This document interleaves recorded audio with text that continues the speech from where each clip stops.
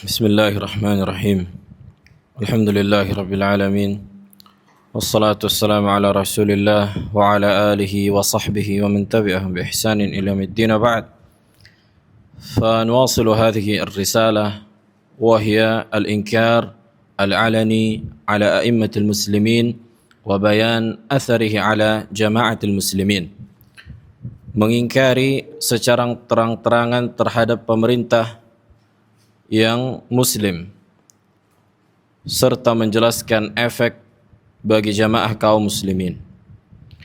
Di pertemuan yang lalu telah kita jelaskan bahwa mengingkari yang mungkar adalah maziyah hadhil ummah, keistimewaan umat Nabi Muhammad alaihi salatu wassalam. Begitu juga bahwa mengingkari kemungkaran di antara perkara yang bisa mengangkat musibah. Akan tetapi kemungkaran diperlakukan sesuai dengan kondisinya dan sesuai dengan kondisi yang mengingkarinya. Sebagaimana kata Nabi alaihi salatu wassalam, "Man ra'a minkum munkaran falyughayyirhu biyadihi." Siapa yang melihat kemungkaran di antara kalian, maka hendaklah dia rubah dengan kekuatannya. Fa illam yastati' fa bilisani, kalau dia enggak mampu maka dengan lisannya. Fa illam yastati' fa biqalbihi, maka kalau dia tak mampu juga dengan lisannya, maka hendaklah dia ingkari dalam hatinya.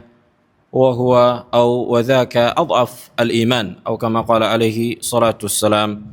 Sekarang kita masuk ke pembahasan inti dari risalah ini, al-mabhath al-thalith, pembahasan yang ketiga, hukmul inkar al-alani ala al-hakim al-muslim, mengingkari secara terang-terangan terhadap pemerintah yang muslim. Yaqulu al-muallif, berkata penulis risalah, hath al-islam ala munasahati ulati al-umur aw ulati al-amri kama raghaba wa akkada ala wujubi inkar al-munkar. Sesungguhnya Islam memotivasi untuk memberikan nasihat kepada pemerintah, sebagaimana hadis yang telah kita sebutkan di pertemuan yang lalu. Dan mengingkari pemerintah memiliki konsep yang khusus. Mengingkari pemerintah memiliki cara tersendiri yang khusus yang diajarkan oleh Rasulullah alaihi salatu wassalam dan para sahabat. Jadi beragama bukan dengan akal, bukan dengan perasaan, bukan dengan emosi, bukan dengan apapun itu, tapi berdasarkan dengan dalil.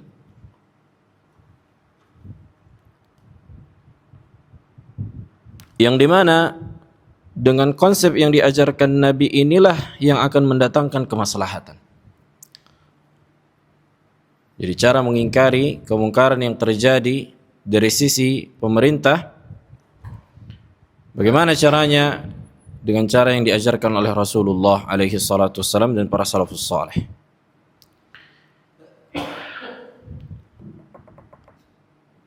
Dan di antara bentuk nasihat adalah mengingkari kemungkaran. Jadi mengingkari kemungkaran di antara bentuk nasihat. Wah, sebagian orang tidak membedakan. Sebagian orang kata mereka berbeda mengingkari kemungkaran itu dan nasihat itu berbeda kata mereka. La, mengingkari kemungkaran ini di antara nasihat. Jelas. Mengingkari kemungkaran di antara bentuk nasihat.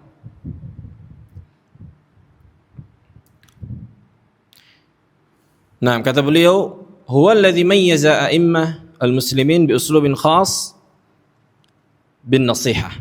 Wa huwa an takuna an-nasihah sirran. Dan hukum asal memberikan nasihat atau mengingkari kemungkaran yang terjadi dari sisi penguasa itu dilakukan dengan cara tidak dengan terang-terangan, sir, diam-diam. Jelas. Kalau seorang muslim yang bukan pemerintah saja lebih menerima nasihat apabila disampaikan dengan langsung, tidak diangkat, apalagi seorang penguasa yang memiliki kedudukan di masyarakat. Jelas?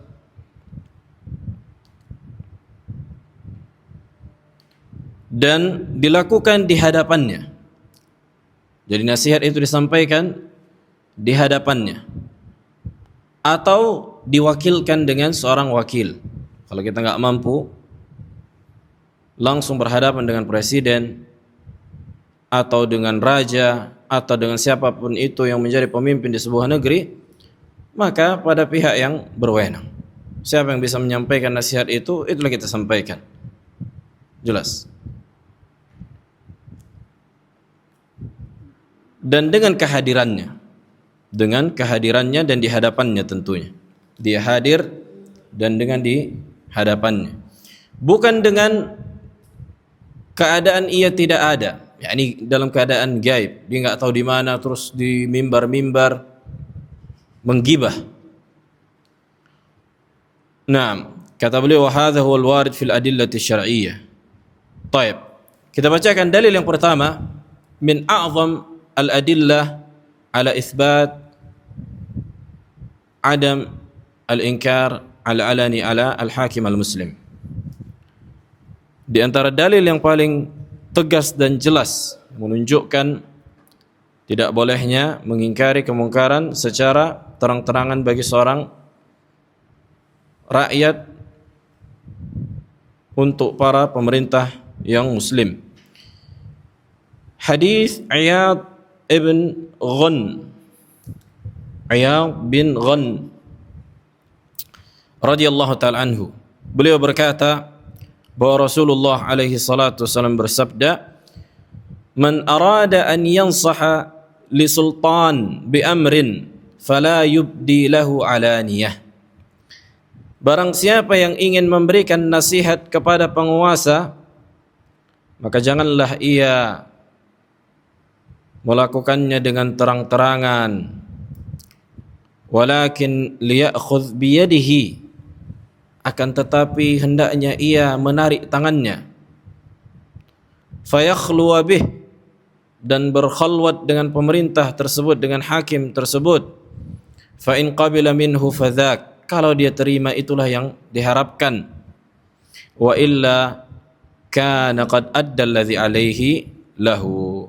Tapi kalau dia tidak menerima, maka seorang yang telah memberikan nasihat sudah menunaikan tugasnya. Bukanlah di antara syarat wajibnya nasihat harus orang yang dinasihati harus menerima, enggak. Jelas. Hadis ini diriwayatkan oleh Imam Ahmad dan Al-Hakim, begitu juga Ibnu Abi Asim di Kitab Sunnah, dan At-Tabrani di Musnad Asy-Syamiyyin. Hadis ini disahihkan oleh Syekh Al-Albani rahimahullah, dan sanadnya dikatakan bagus oleh Syekh Ibn Baz rahimahullahu taala wa rahimallahu ala ulama'i as-sunnah.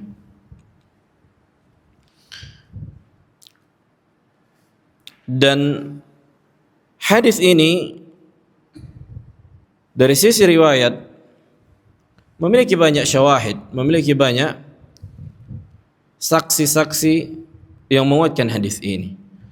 Sebagian harakiyin dari kalangan ikhwanul muslimin, khawarij, sururiyin, yang senantiasa mendengungkan untuk menentang penguasa, mendhaifkan hadis ini. Dan kebanyakan mereka mendhaifkan hadis ini dengan hawa nafsu. Untuk apa? Menggugurkan usul ahlu sunnah bahwa cara menyampaikan nasihat adalah dengan cara sembunyi-sembunyi, dengan tidak terang-terangan. Oke lah, kita katakan hadis ini dhaif. Kita katakan, yallah, hadis dhaif, la yasih.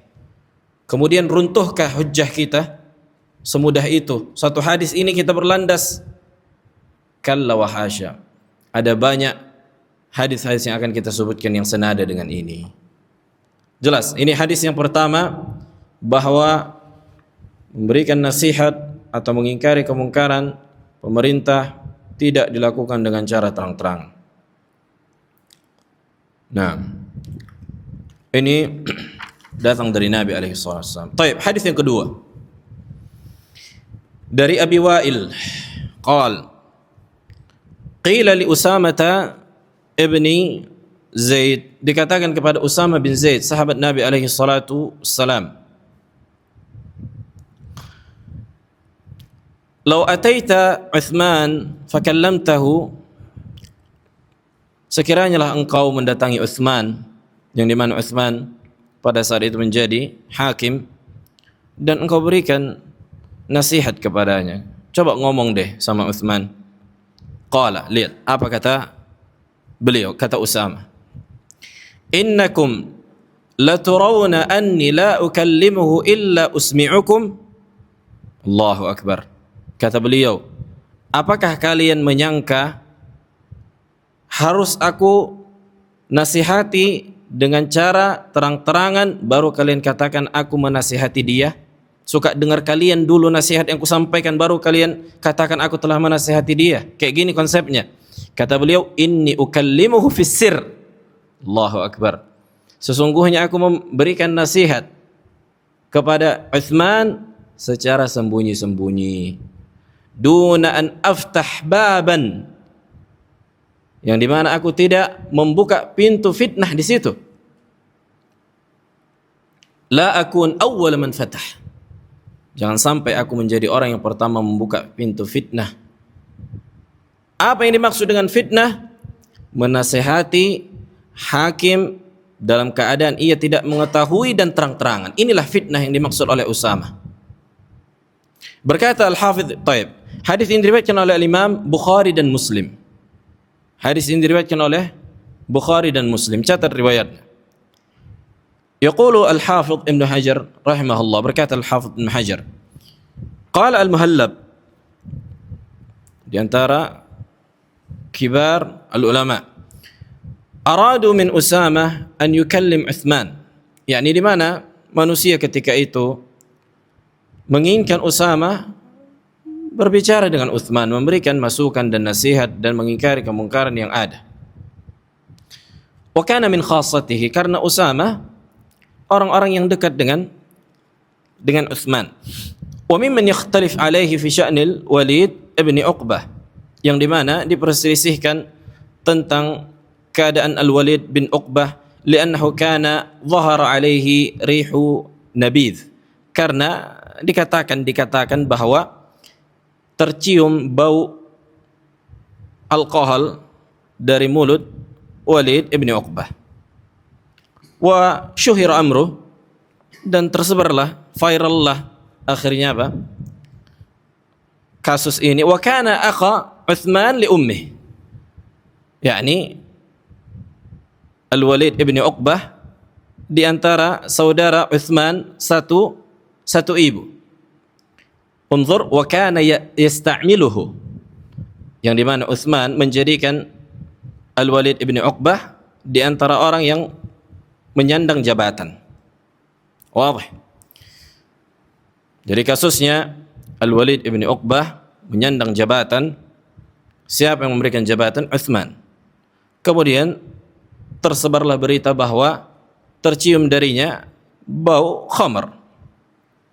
Nah, faqala Usamah, inilah kata Usamah, qad kallamtuhu sirran duna an aftah baba. Sungguh aku telah memberitahukan kepada Uthman dengan cara sembunyi-sembunyi tanpa membuka pintu kerusakan dan kebinasaan. Ai babul inkar 'ala al-a'immah 'alaniyah khasyatan an taftariqal kalimah. Ini kata Ibnu Hajar. Bab mengingkari para penguasa secara terang-terangan, dikhawatirkan merusak persatuan kaum muslimin. Nah, ini yang mengatakan Ibnu Hajar, bukan orang-orang penjilat penguasa, ini ulama alim kabir. Kan gitu. Yang kita sebutkan di sini ulama salaf. Ulama salaf ini bukan ulama kontemporer. Ini para sahabat Ini kita berbicara tentang kasus yang terjadi di zaman para sahabat, yang dimana kita menyandarkan diri kita kepada para salaf. Masalahnya sebagian orang mengatakan aku salafi, tapi banyak menyelisihi pondasi para salaf. Qala Iyad, berkata Iyad, murad Usamah annahu la yaftah baba al-mujahara bin nakir ala al-imam. Kata beliau, yang dimaksud dengan Usamah ketika mengatakan aku tidak membuka pintu, artinya aku tidak membuka pintu mengingkari secara terang-terangan atas penguasa. Nah, lima yukhsha min aqibati dzalik, karena dikhawatirkan efek buruknya. Bal yatalattaf bihi, bahkan berlemah lembut. Wa yansahuhu sirran, dan memberikan nasihat secara sembunyi-sembunyi. Fadzalika ajdar bil qabul, karena inilah potensi lebih besar untuk diterima.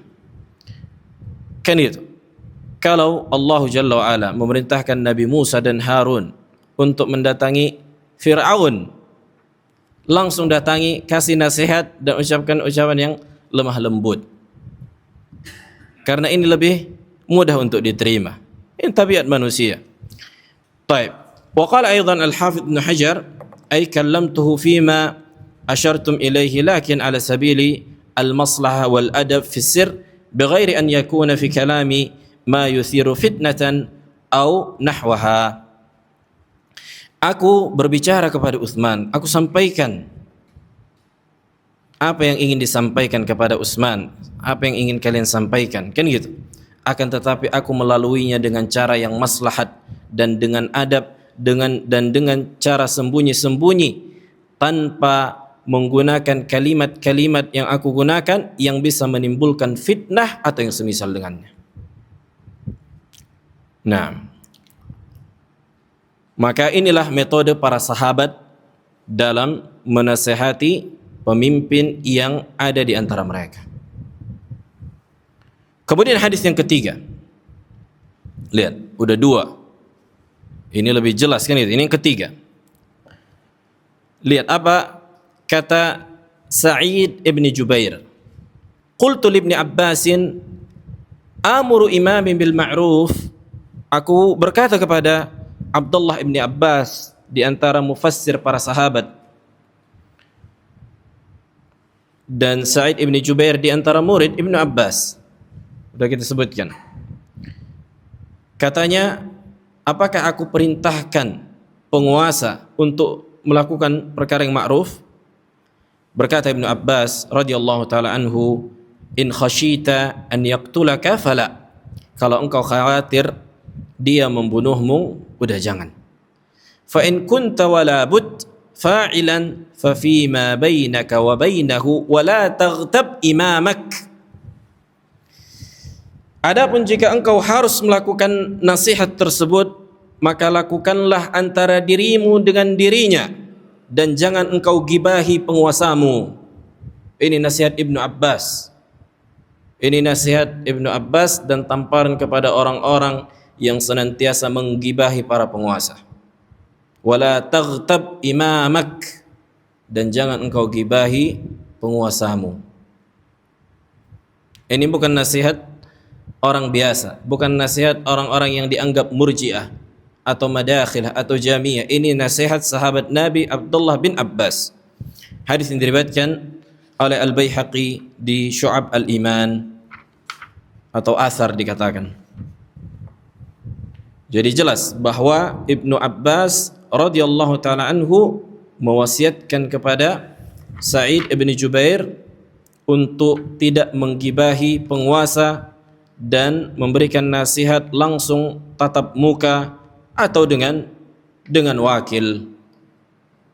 Bukan di belakang, di sosmed berani ngomong sana ngomong sini, menggibah, tapi di hadapan penguasa bisa jadi ngompol, takut. Kan gitu kebanyakan manusia. Baik. Kemudian hadis yang keempat, atau riwayat atau asar yang keempat. Ini juga di antara riwayat yang sangat agung. Dari Sa'id ibn Jamhan qala ataitu Abdullah ibn Abi Aufa wa huwa mahjub al-Basrah fasallamtu alaih. Aku pernah mendatangi Abdullah ibn Abi Aufa, yakni sahabat Nabi, yang dimana ketika itu dia menjabat di kota Basrah, imma sebagai gubernur atau bupati atau yang semisal dengannya. Yang penting dia memiliki jabatan di Basrah, salah satu kota di Irak. Qala li man ant? Dia berkata kepada aku, ini sahabat Nabi Abdullah bin Abi Aufa, siapa engkau? Faqult ana Sa'id ibn Jamhan, aku Sa'id bin Jamhan. Qala fama fa'ala waliduk? Apa yang dilakukan orang tuamu? Faqala qultu qatalathu al-Azariqah. Orang-orang Azariqah membunuhnya, yakni Khawarij. Al-Khawarij membunuh orang tua Sa'id ibn Jamhan. Kemudian apa kata sahabat Abdullah ibn Abi Aufa? La'anallahu al-Azariqah, la'anallahu al-Azariqah. Semoga Allah melaknat orang-orang Azariqah, dan orang-orang Azariqah semoga Allah laknat mereka. Haddatsana Rasulullah alaihi salatu wassalam annahum kilabun nar. Rasulullah telah menyampaikan kepada kita bahwa mereka para Azariqah, al-Khawarij, anjing-anjing neraka. Siapa yang mengatakan? Rasulullah alaihi salatu wassalam. Jadi Rasulullah menggunakan lafaz-lafaz yang kuat dalam rangka mentahdzir kebid'ahan. Jadi jangan dianggap oh ini jamaah tahdzir keras. Ini Rasulullah mengatakan al-Khawarij kilabun nar. Apakah ada tuntunan yang lebih baik dari Rasulullah alaihi salatu wassalam? Qala qultu, kemudian aku mengatakan, disebutkan di riwayat yang lain juga, al-Azariqah, kemudian Khawarij kulluhum, apakah Khawarij juga seluruh mereka? Na'am, Khawarij kulluhum. La'anallahu al-Khawarij. Semoga Allah melaknat Khawarij, sebagaimana yang disampaikan oleh sahabat Abdullah ibn Abi Aufa. Kemudian Sa'id ibn Jamhan berkata kepada Abdullah ibn Abi Aufa, fa inna sultana yadhlimun nas wa yaf'alu bihim. Sesungguhnya penguasa menzalimi rakyatnya dan berlaku suka-suka terhadap mereka. Lihat. Kemudian fatanawal yadi faghamazaha biyadihi ghamzatan syadidan. Kemudian dia pun memegang tanganku dan memegang erat. Thumma qala, kemudian Abdullah ibn Abi Aufa berkata, waihak ya ibn Jamhan. Aduh, celaka engkau wahai ibn Jamhan. Alaika bis sawadil a'zam, alaika bis sawadil a'zam. Wajib bagimu berpegang teguh dengan sawadil a'zam, yakni al-jamaah. Yang dimaksud dengan as-sawad al-a'zam adalah al-jamaah. Kemarin sudah kita bahas apa makna al-jamaah, akidah Ahlus Sunnah, dan berpegang teguh dengan baiat yang ada di leher kita terhadap pemerintah yang muslim. Alaika bis sawadil a'zam, alaika bis sawadil a'zam. In kana sultan yasma'u mink. Apabila penguasa mendengar nasihatmu, fa'tihi fi baitihi, silahkan datangi, ketok rumahnya. Datangi dia langsung. Fa akhbirhu bima ta'lam, dan kasih tahu apa yang engkau miliki dari ilmu. Berikan masukan, silahkan langsung datangi rumahnya. Kok main belakang, main tusuk kayak orang munafik? Kenapa enggak berani di hadapannya? Cuma bisa menggibah, cuma bisa mengkritik tanpa memberikan solusi yang nyata. Silahkan datangi rumahnya, ketok, sampaikan apa yang engkau ketahui dari ilmu. Fa in qabila mink, kalau dia menerima masukanmu, kan itu, wa illa fada'hu, artinya itulah yang dicari. Karena kalaupun dia tidak menerima masukanmu, nasihatmu, maka silahkan tinggalkan, udah biarkan. Fa innaka lasta bi'a'lama minhu, sesungguhnya engkau tidak lebih cerdas dibandingkan dia. Allahu Akbar. Sesungguhnya engkau, wahai rakyat, tidak lebih cerdas dari penguasa. Orang kan tidak belajar siasat syariah, tidak belajar politik, tidak lulus SMA, tidak lulus sekolah apapun, pendidikan apapun, tapi kalau mengkomentari paling pintar. Coba suruh dia menjabat dulu, rupanya makin hancur bisa jadi, kan gitu. Kalau ngomong siapa yang nggak bisa? Kayak komentator bola, tendang, oper, coba suruh main, diketawain orang. Nah,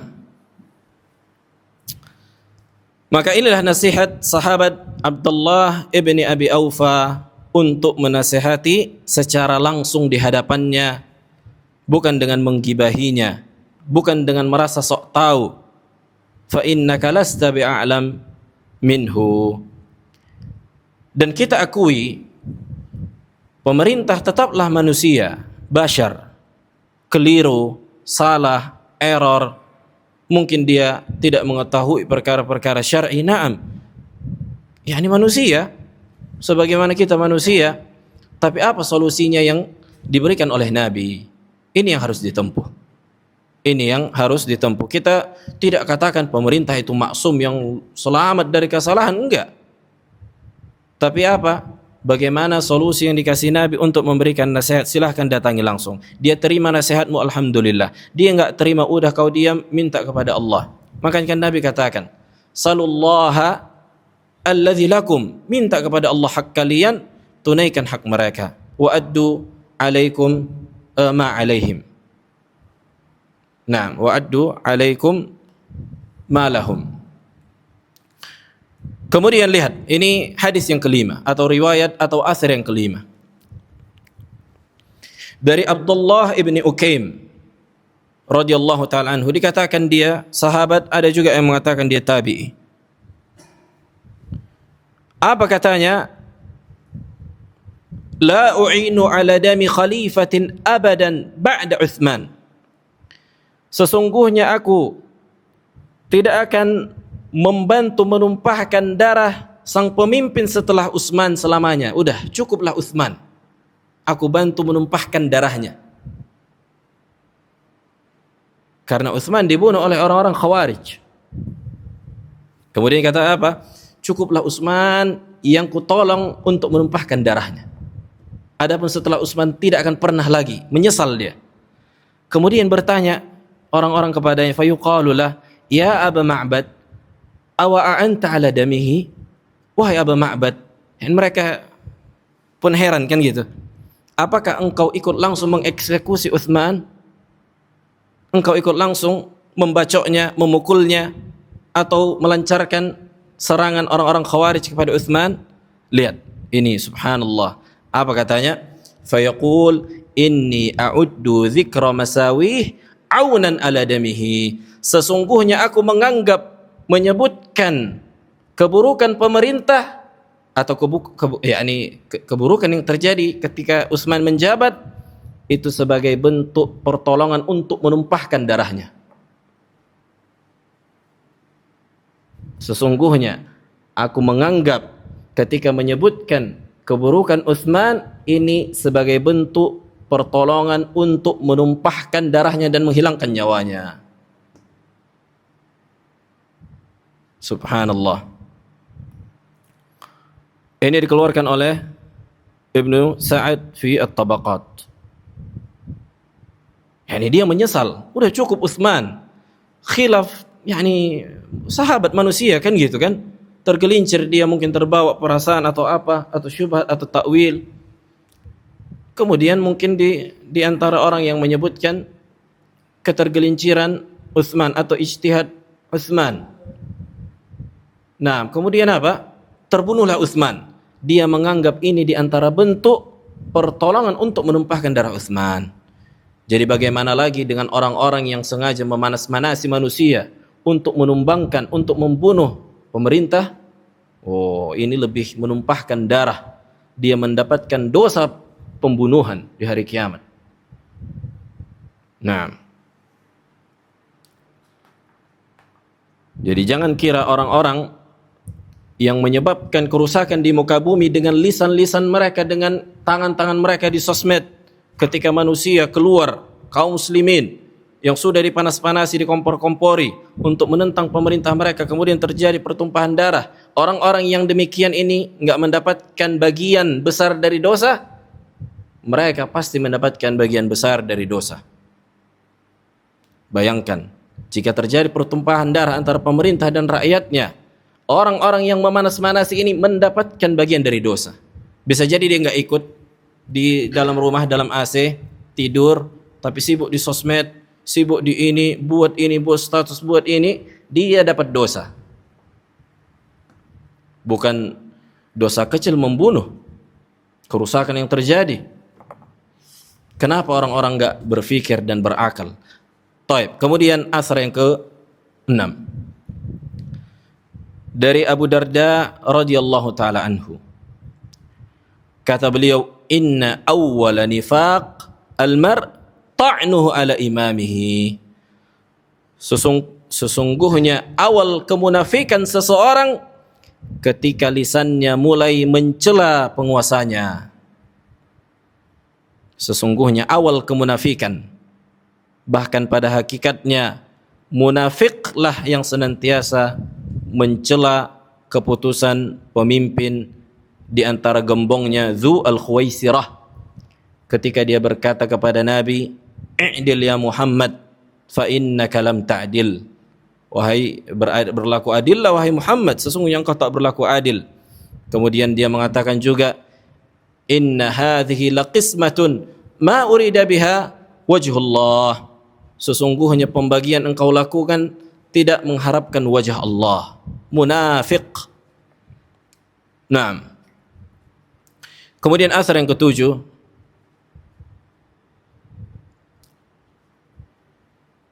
yang dikeluarkan oleh Al-Imam Ibn Abi Asim di kitab Sunnah. Dari Anas bin Malik radhiyallahu taala anhu. Ini juga nih. Dari Anas bin Malik, sahabat Nabi alaihi salatu wassalam. Apa katanya?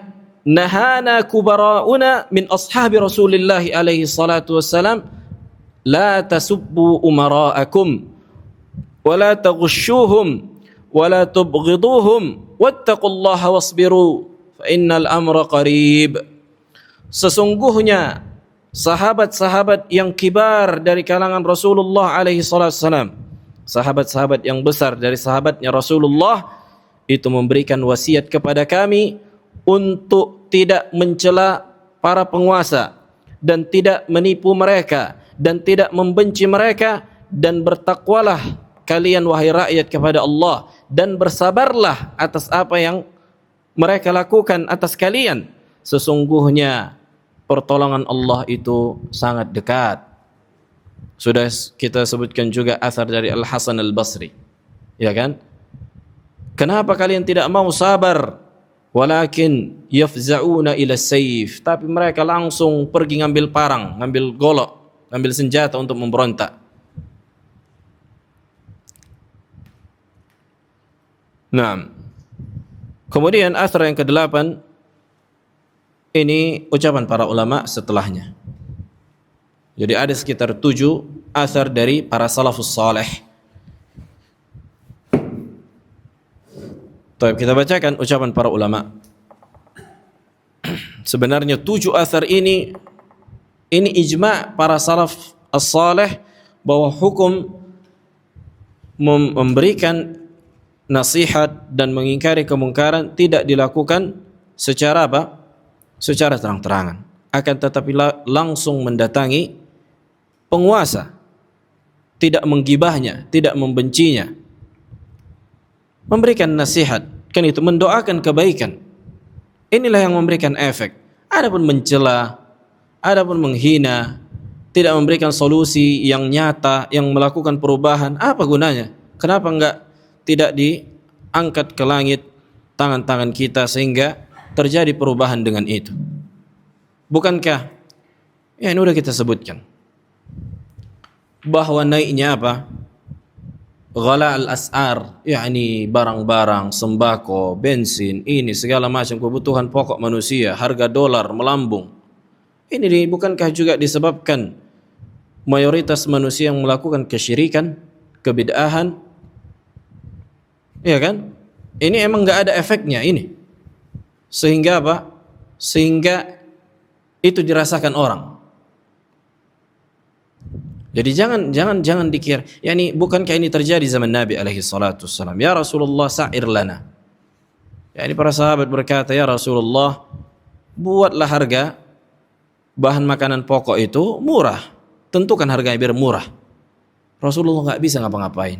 Innallaha huwal musa'ir wal qabid wal basit. Dialah Allah yang menetapkan harga. Dialah yang membentangkan rezeki, yang menyempitkan rezeki. Kemudian Nabi menyebutkan, aku tak mau di hari kiamat yang dimana datang dalam membawa kezaliman kepada manusia. Karena yang begitulah sistem, yakni kauniyah, kan gitu. Maka orang-orang hendaknya memperbaiki akidah mereka, muamalah mereka. Bukankah kebanyakan manusia masih bermuamalah dengan muamalah riba? Coba tanya di pajak sana, orang-orang yang di pasar sana, siapa yang jujur dalam timbangan? Kurasa hitungan jari. Siapa yang jujur dalam timbangan? Siapa yang jujur menjual barang, tidak memujamalah, membagus-baguskan? Bukankah ini di antara bentuk kecurangan, ghish? Betapa banyak kecurangan, kezaliman yang terjadi dalam jual beli di masyarakat ini. Kemudian mereka berharap, pemerintah ingin menurunkan harga, kecurangan jalan terus, riba jalan terus, mereka masih bergelimang dengan riba. Masuk akal ini? Ini hada ghairu ma'qul. Nah, taib. Kemudian kita bacakan ucapan Ibnu Nuhas atau Nahas. Wa yakhtaru al-kalam ma'a sultan fil khulwah atau fil khalwah ala al-kalami ma'ahu ala ru'usi al-ashhad bal yawaddu law kallamahu sirran wa nasahahu khafyatan min ghairi thalith lahuma. Ini di antara ucapan beliau. Maka yang menjadi opsi adalah memberikan nasihat kepada para penguasa dengan berkhalwat.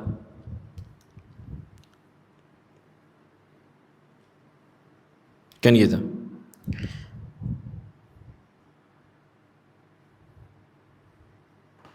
Bal yawaddu law kallamahu sirran.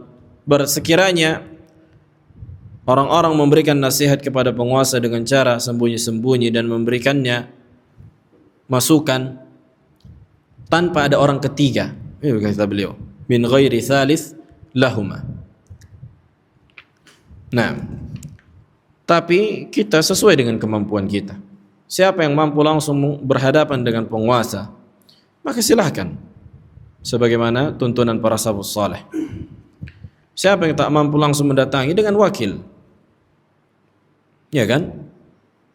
Intinya tidak menggibahinya, tidak membicarakannya di kedai-kedai kopi, di warung-warung, di majelis-majelis. Bahkan yang lebih parah, khutbah sebagian manusia menceritakan aib-aib penguasa. Subhanallah, nggak ada lagi materi yang lebih urgen dari ini. Orang-orang tidak faham hakikat tauhid. Banyak sebagian dai-dai yang memiliki pemahaman para penumpah darah Khulafa ar-Rasyidin. Nah, makanya di antara pula di Saudi dibuat itu apa? Khutbah itu pakai teks. Tidak boleh keluar dari teks.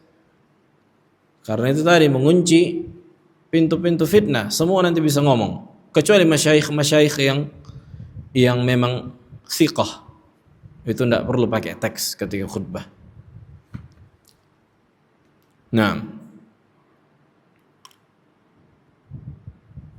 taib. Berkata Imam Ibnu Abdul Bar, azan belum? Kata beliau, illam yakun yatamakkan nushu sultan fas-sabru wad-du'a. Lihat kata beliau, ini nasihat al-Imam Ibni Abdul Bar, kalau enggak bisa menasihati penguasa, udahlah sabar dan berdoa. Fa innahum kanu yanhauna an sabbil umara. Karena para sahabat itu melarang dari mencela para penguasa. Ini beliau sebutkan di kitab At-Tamhid. Apa kata beliau? Fa illam yakun yatamakkan nushus sultan fa sabr wa du'a. Kalau enggak bisa dinasihati, enggak mampu kita menyampaikan nasihat, kan gitu, udahlah doakan, bersabar. Fa inna amrallahi qarib, pertolongan Allah dekat. Baik, kemudian yang ke-10 ucapan Al-Imam Syaukani. Kata beliau, yanbaghi liman dhahara lahu ghalat fi ba'd al-masail an tunasihahu wa an la yudhhir asy-syana'a alayhi ala ru'us al-ashhad. Maka hendaknya siapa yang muncul darinya kesalahan, yakni dari penguasa muncul kesalahan, error, atau sesuatu yang melanggar syariat, atau yang mengambil hak manusia, maka hendaklah diberikan nasihat. Dan jangan memburukkan mereka, menjelek-jelekkan mereka di hadapan manusia. Sebagaimana yang datang dalam hadis, kata beliau, annahu ya'khudh biyadihi wa yakhlu bih wa yubdhil lahu an-nasiha wa la yudhil sultanallah. Dan janganlah seseorang menghinakan penguasa yang Allah berikan kekuasaan.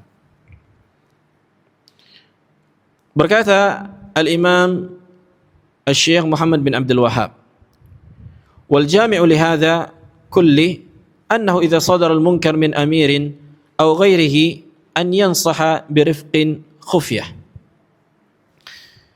ma yatasharraf ahad.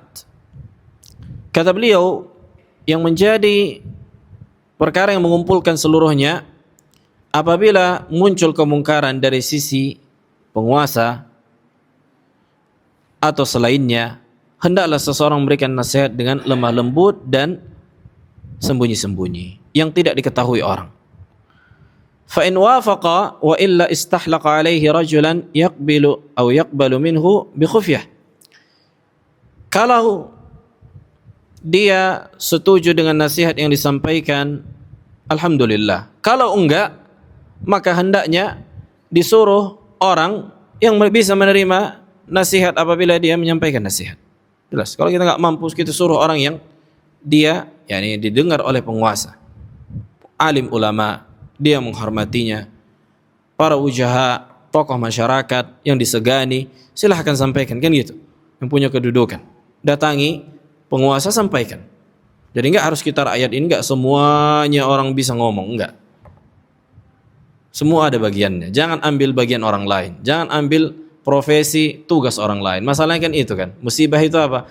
Ketika kita mengambil tugas orang. Tugas kita enggak terkerjakan kita. Habis lembar bulat.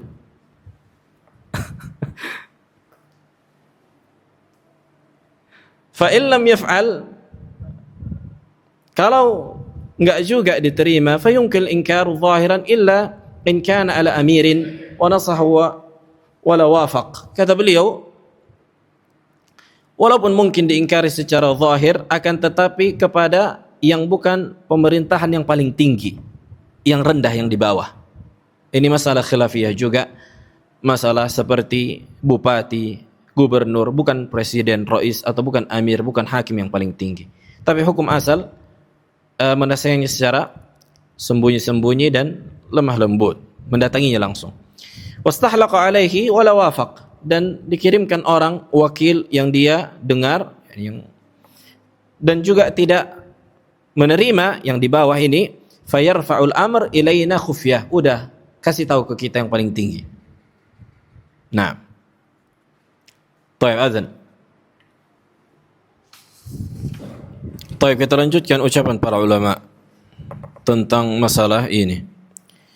Qala al-Imam Muhammad bin Ibrahim wa Sa'ad ibn Atiq, Muhammad bin Abdul Latif al-Syekh, wa Abdullah Anqari, wa Umar ibn Sulaim. Yani para ulama yang banyak, mereka menyebutkan, wa amma ما قد يقع من ولاة الأمور من المعاصي والمخالفات التي لا تجب الكفر والخروج من الإسلام فالواجب فيها مناصحتهم على الوجه الشرعي برفق واتباع ما كان عليه السلف الصالح من عدم التشنيع عليهم في المجالس ومجامع الناس واعتقاد أن ذلك من إنكار المنكر الواجب إنكاره على العباد وهذا غلط فاحش وجهل ظاهر لا يعلم صاحبه ما يترتب عليه من المفاسد العظام في الدين والدنيا كما يعرف ذلك من نور الله قلبه وعرف طريقة السلف الصالح وأئمة الدين. Apa kata beliau?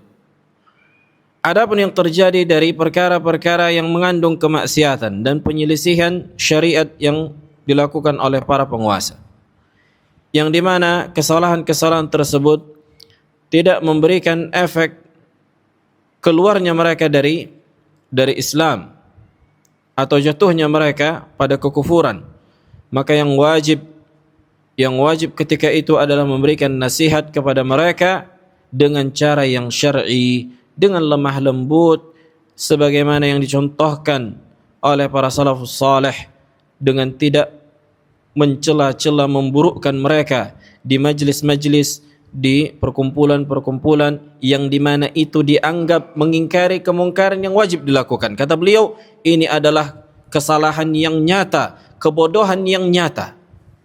Siapa yang menganggap mengingkari kemungkaran bagi para pemerintah dengan cara terang-terangan menceritakan aib-aib mereka di majlis-majlis, maka ini kata beliau apa? Ghalatun fahish, kesalahan yang bodoh, yang keji dan kejahilan yang nyata. Ini ucapan para ulama, yang dimana seseorang tidak mengetahui efek dari apa yang ia lakukan. Karena udah kita sebutkan, khurujnya seseorang, memberontaknya manusia itu tidak langsung mengambil senjata, enggak. Tapi dengan apa? Dengan lisan dulu. Inilah di brainwash dulu manusia.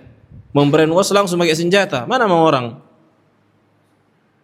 diprovokasi, diubah mindset bahwa pemerintah ini adalah orang-orang yang senantiasa buruk, satu pun tak ada yang betul yang dikerjakan orang itu. Biar apa? Biar membenci. Nah, ketika sudah kuat kebencian seperti api kan gitu kan, dikumpulkan dulu arangnya, cari bahan bakarnya.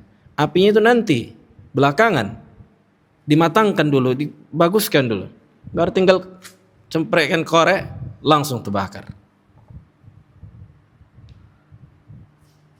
Makanya syariat senantiasa menutup celah-celah yang mendatangkan kemungkaran, kan gitu. Jadi ketika Allah melarang manusia melakukan kesyirikan, apakah jalur-jalur yang bisa mengantarkan pada kesyirikan diharamkan atau dihalalkan? Dihalalkan atau diharamkan? Diharamkan. Dikatakan syirik asghar. Jalur-jalur yang menuju pada kesyirikan ditutup rapat oleh Nabi alaihi salatu wassalam. Karena orang bisa jadi apa? Enggak langsung melakukan kesyirikan, tapi ada langkahnya. Wala tattabi'u khutuwatis syaitan. Step by stepnya syaitan, jangan ikuti patternnya syaitan. Taib. Yaqul al-Imam Abdurrahman ibn Sa'di, guru al-Syekh Ibn Utsaimin rahimahullah, wa amma an-nasihatu li a'immatil muslimin, adapun nasihat kepada para penguasa kaum muslimin, wa hum wulatuhum min as-sultanil a'zam ila al-amir. Ini mereka adalah para penguasa dari sultan sampai al-amir, maksudnya sampai gubernur. Ila al-qadhi ila jami'i man lahum wilayatun saghira aw kabira, sampai kepada hakim-hakim yang di bawah atau siapa saja yang diberikan wewenang, baik jabatannya atau wewenangnya tinggi atau rendah. Fahaula lamma kanat mahammatuhum wa wajibatuhum a'zam min ghairihim, ketika mereka diberikan kewajiban yang melebihi orang lain, kan gitu kan. Kita memikirkan orang-orang yang di rumah saja udah pusing kepala, belum lagi memikirkan rakyat begini luas Indonesia, memikirkan masyarakat, memikirkan anak kita melarat, tidak terurus kita, mau ngurus negara kita. Allah, ini janganlah sadar diri lah. Subhanallah. Sebagian manusia kan kayak gitu kan. Istrinya tidak berjilbab dibiarkannya. Berhukum dengan hukum selain Allah ini istrinya ketika keluar tidak berhijab. Kemudian apa lagi? Kemungkaran dilakukan keluarganya yang di bawah kekuasaannya. Dibiarkannya. Kemudian mencela-cela penguasa ini itu. Keluargamu melarat, kau biarkan. Orang yang berakal kah demikian?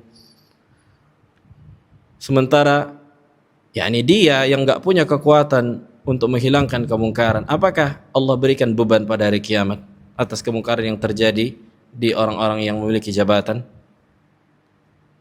Kemungkaran yang dilakukan keluargamu yang akan ditanya oleh Allah. Kenapa enggak kau hilangkan? Nah, kenapa enggak manusia sibuk memperbaiki diri mereka? Kan gitu. Baik. Kata beliau, wajib lahum minan nasiha bihasab maratibihim wa maqamatihim. Wajib diberikan nasihat sesuai dengan kedudukan dan posisi mereka. Wa dzalika bi i'tiqadi imamatihim wal i'tirafi bi wilayatihim. Lihat kata beliau, dengan meyakini bahwa dia adalah pemimpin kita dan mereka memiliki jabatan. Inilah di antara akidah Ahlussunnah. Wa wujubu ta'atihim bil ma'ruf, kata Syekh Sa'di. Dan wajibnya mentaati mereka dengan pada perkara yang ma'ruf, wa adam al-khuruj alaihim, dan tidak memberontak mereka baik dengan lisan atau dengan tangan. Wa hathur ra'iyyah ala ta'atihim, dan memotivasi manusia untuk mentaati mereka. Wa luzum amrihim, dan berpegang teguh dengan perintah mereka yang tentunya yang tidak apa? Alladzi la yukhalif amrallah wa rasul, yang tidak menyelisihi perintah Allah dan Rasulnya. Wa badlu ma yastati'ul insan min nasihatihim, dan memberikan nasihat yang mampu dilakukan seseorang untuk mereka. Wa tawdih ma khufiya alaihim, dan menjelaskan apa yang tersembunyi bagi mereka dari hukum agama misalnya. Mimma yahtajuna ilaihi fi ri'ayatihim, atas apa yang mereka butuhkan untuk apa? Membimbing rakyat, kan gitu. Kullu ahadin bihasabi halih. Ini ulama yang faqih. Setiap orang, kata beliau, sesuai dengan keadaannya. Wad du'a lahum bis-salahi wat taufiq, mendoakan mereka untuk diberikan taufik dan diberikan kebaikan. Fa inna salahahum salahun li ra'iyatihim, karena kebaikan mereka akan memberikan efek juga untuk kebaikan para rakyat. Wajtinabu sabbihim wal qadh fihim wa isya'at mathalibihim, dan menjauhi celaan bagi mereka, menghinakan mereka, menjelek-jelekkan mereka. Fa inna dzalika syarran wa dararan wa fasadan kabira, kata beliau, karena itu adalah keburukan, mudarat, dan kerusakan yang nyata. Famin nasihatihim, lihat kata beliau, di antara bentuk menasihati mereka al-hadr wa tahdhir min dzalik, yakni menjauhi perkara-perkara ini. Di antara bentuk nasihat, kata Syekh Sa'di, adalah tidak mengingkari kemungkaran mereka secara terang-terangan yang tidak di hadapan mereka. Ini di antara bentuk nasihat. Allahu Akbar. Wadih, faham maksudnya? Di antara bentuk nasihat pada penguasa, tidak menceritakan aib-aib mereka, tidak mengingkari kemungkaran yang mereka lakukan secara terang-terangan dan tidak di hadapan mereka. Inilah di antara bentuk nasihat, kata beliau. Wa ala man ra'a minhum ma la yahil an yunabbihahum sirran la alanan. Kemudian siapa yang melihat mereka melakukan perkara yang menyelisihi syariat, hendaklah kasih tahu dengan cara sir, sembunyi-sembunyi, tidak dengan terang-terangan. Bilutfin, dengan lemah lembut. Wa ibaratin taliqu bil maqam, dan ungkapan-ungkapan yang layak dengan kedudukannya. Wa yahsul bihal maqsud, yang dimana tujuan itu tercapai. Fa inna hadzal matlubun fi haqqi kulli ahad, karena inilah yang diharapkan bagi setiap orang, kan gitu. Wa bil akhas ulatil umur, dan yang lebih khusus apa? Ulatul umur, para pemerintah. Fa inna tanbihahum ala hadzal wajh fihi khairun katsir, karena memberitahukan mereka, memberitahukan kesalahan mereka yang seharusnya mereka lakukan, maka ini kebaikan yang besar. Wa dzalika alamatus sidq wal ikhlas, dan ini tanda kejujuran dan keikhlasan. Wahdhar ayyuhan nasih, ini faedah muhimmah. Ini nasihat yang sangat besar. Hati-hati wahai orang yang memberikan nasihat kepada mereka. Ala hadzal wajh al-mahmud, yang dimana engkau telah melalui cara yang diajarkan Nabi. An tufsid nasihatak bitamadduh inda nas, yang dimana engkau rusak nasihatmu dengan mengharap pujian di sisi manusia. Fataqulu lahum, dan engkau mengatakan kepada mereka, inni nasahtuhum wa qultu. Aku udah menasihati pemerintah, udah aku sampaikan begini dan begitu, engkau ceritakan di hadapan manusia. Kan itu, fa inna hadza unwanur riya. Ini tanda riya. Nah, wa alamatu dha'fil ikhlas, dan tanda lemahnya keikhlasan. Wa fihi adrar ukhar ma'rufah, dan di dalamnya terdapat mudarat-mudarat yang lain yang diketahui. Nah, jadi bukan setelah menyampaikan pun kepada mereka kemudian diangkat-angkat. Makanya para ulama ketika menasihati para penguasa, mana pernah menyebutkan aku udah menasihati, udah aku sampaikan. Orang tuh yang tokang-tokang, nggak mau dengar. Ini bukan nasihat namanya. Udah dibangun, dihancurkan lagi. Udah diangkat, dicampakkan. Apa gunanya? Baik, yaqul Syekh bin Baz rahimahullah, فَالنُّصْحُ يَكُونُ بِالْأُسْلُوبِ الْحَسَنِ وَالْكِتَابَةِ الْمُفِيدَةِ. Nasihat itu dengan uslub, dengan retorika yang baik dan tulisan yang bermanfaat. وَالْمُشَافَهَةِ الْمُفِيدَةِ, dengan lisan langsung disampaikan yang bermanfaat. وَلَيْسَ مِنَ النُّصْحِ التَّشْهِيرِ بِعُيُوبِ النَّاسِ, bukanlah nasihat memviralkan aib-aib manusia. وَلَا بِانْتِقَادِ الدَّوْلَةِ عَلَى الْمَنَابِرِ وَنَحْوِهَا, bukan juga dengan mengkritik negeri-negeri, yakni negara kan gitu, di atas mimbar-mimbar. Lakin an-nush an tas'a bi kulli ma yuzilu asy-syarr wa yuthbit al-khair. Akan tapi nasihat yakni sesuai dengan kemampuan seseorang untuk menghilangkan keburukan dan menetapkan kebaikan. Wa bituruq al-hakimah, dan dengan metode yang hikmah. Wa bil wasail allati yardaha Allah jalla wa ala, dan dengan wasilah yang diridhai oleh Allah subhanahu wa ta'ala. Kemudian kata beliau, Syekh bin Baz, laisa min manhajis salaf, bukan di antara manhaj para salaf, at-tashhir bi'uyubil wulah, yakni menyebutkan dan memviralkan aib-aib para penguasa, para pemerintah. Wa dzikru dzalika 'ala al-manabir, dan menyebutkannya di mimbar-mimbar sebagaimana yang dilakukan sebagian dai-dai hizbiyin. Lianna dzalika yufdi ila al-fawda wa adam as-sam'i wa at-ta'a fil ma'ruf, karena itu bisa mengantarkan pada kekacauan dan membuat manusia melepaskan baiat sehingga tidak mau lagi mendengar dan taat dalam perkara yang ma'ruf terhadap penguasa mereka. Wa yufdi ila al-khawd alladhi yadur wa la yanfa, yang mengantarkan untuk masuk pada perkara yang memberikan mudarat dan tidak memberikan manfaat. Walakin at-tariqah al-muttaba'ah 'inda salaf, akan tapi metode yang dikerjakan oleh para salaf, an-nasihatu fima bainahum wa bainas sultan, memberikan nasihat antara mereka dengan sultan secara langsung. Wal kitabah ilaihi, dan memberikan surat. Awil ittisal bil ulama alladhina yattasiluna bihi hatta yuwajjih ila al khair. Lihat, atau menghubungi para ulama yang bisa menyampaikan nasihat-nasihat orang-orang yang lain kan gitu, untuk memberikan kebaikan para penguasa. Nah, masalah syubhat nanti insyaallah ada pembahasan setelah kita bacakan semua ucapan para ulama. Nanti ada hadis-hadis yang dianggap berselisih dengan pondasi yang kita sebutkan. Nah,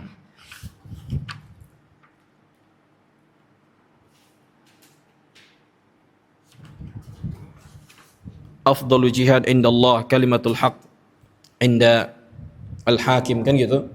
So mulia-mulia jihad, yakni mengucapkan kalimat yang hak di sisi hakim. Ini akan datang bahasanya biiznillah, bahwa tidak bertentangan dengan apa yang kita sebutkan, akan tapi cara memahaminya.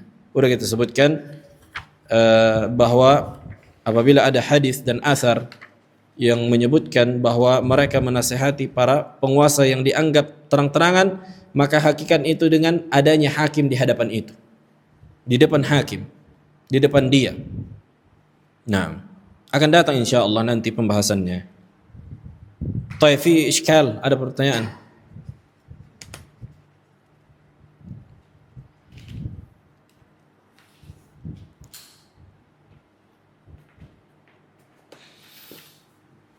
Naam. Ada pertanyaan? Khalas. Ilahuna alhamdulillah.